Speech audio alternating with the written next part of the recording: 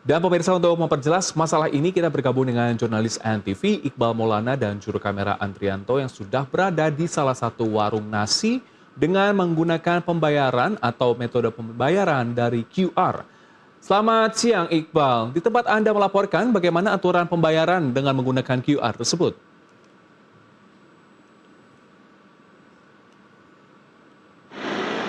Ya, selamat siang Helmut dan juga pemirsa. Betul sekali, saya ini berada di kawasan Haji Tenraya, Jakarta Timur, yang memang di sepanjang jalan ini kami melihat cukup banyak sekali merchant-merchant ataupun juga UMKM ini yang menggunakan kris menjadi salah satu metode pembayaran selain dengan metode tunai. Dan memang seperti yang disampaikan sebelumnya bahwa dengan adanya kris ini dinilai cukup mempermudah begitu untuk transaksi pembayaran, baik itu untuk segala usia begitu, yang ini bisa mudah diakses karena hanya cukup mengescan kode lalu memasukkan nominal yang sudah disepakati antara penjual juga dengan pembeli.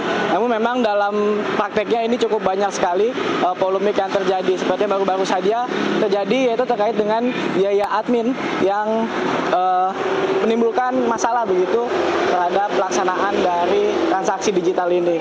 Dan memang untuk transaksi digital sendiri, Bank Indonesia telah mencatat di triwulan pertama saja ini sudah cukup tinggi pencapaiannya, yaitu sebanyak 44 juta merchant yang sudah menggunakan, dengan total penggunanya ini mencapai 61,7 juta pengguna. Namun demikian, untuk lebih jelasnya, Helmut, saya mungkin akan coba berbincang dengan salah satu pedagang yang berada di warteg saat ini. Selamat siang Mas, dengan siapa namanya? Saya Yuda. Mas Yuda, boleh disampaikan Mas, untuk transaksi digital ini di warung Tegal ini seberapa sering sih transaksinya menggunakan QRIS? Hampir setiap hari untuk menggunakan transaksi QRIS pembayaran non tunai. Oke. Lalu bagaimana menurut Mas terkait dengan metode pembayaran ini? Untuk pembayaran ini menurut saya sangat membantu bagi pedagang, buat konsumen-konsumen di warteg sini. Lalu bagaimana nih Mas memastikan keaslian pembayaran sudah dilakukan? Di situ keaslian pembayarannya ada notifikasi dari pembayaran tersebut setiap transaksi di pembayaran.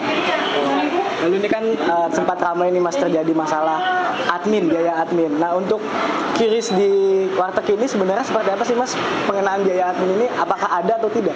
Kalau di sini untuk saat ini tidak ada admin, sesuai pembayaran yang disangkutkan kepada konsumen. Nominalnya tidak ada tambahan atau apapun.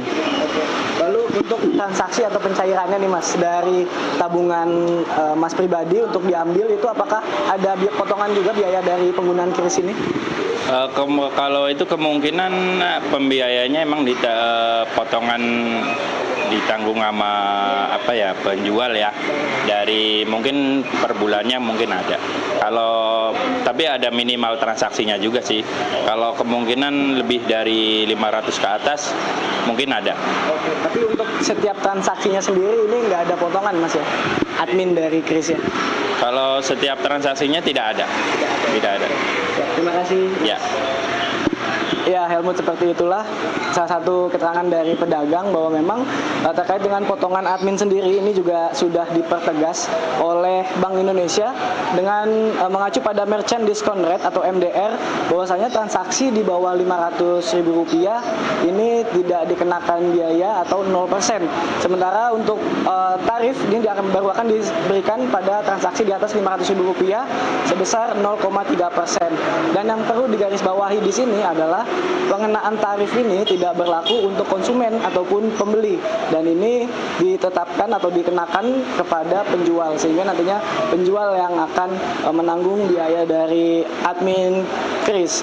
Dan selain itu juga ini diperkuat oleh Direktorat Jenderal Pajak bahwasanya tidak adanya PPN atau pajak penambahan nilai dari transaksi QRIS ini, sehingga tidak adanya lagi tambahan biaya untuk setiap pembelian yang dikenakan terhadap pembeli. Seperti yang ramai di perbincangan sebelumnya, oleh karena itu penggunaan QRIS ini masih sangat sering digunakan oleh masyarakat, namun juga masih belum banyak yang mengerti apakah akan ada pengenaan biaya tambahan untuk membeli atau tidak. Namun tadi sudah dipertegas bahwasanya untuk pembeli ini tidak dikenakan biaya tambahan. Sementara itu, Ya, memang ini menjadi polemik di masyarakat ya. Belum banyak yang mengetahui bahwa adanya 500 penggunaan biaya admin ini hanya berlaku bagi transaksi 500.000 ke atas. Terima kasih laporan lengkap Anda. Maulana Iqbal dan Andrianto melaporkan langsung dari kawasan Jakarta Timur. Selamat bertugas kembali.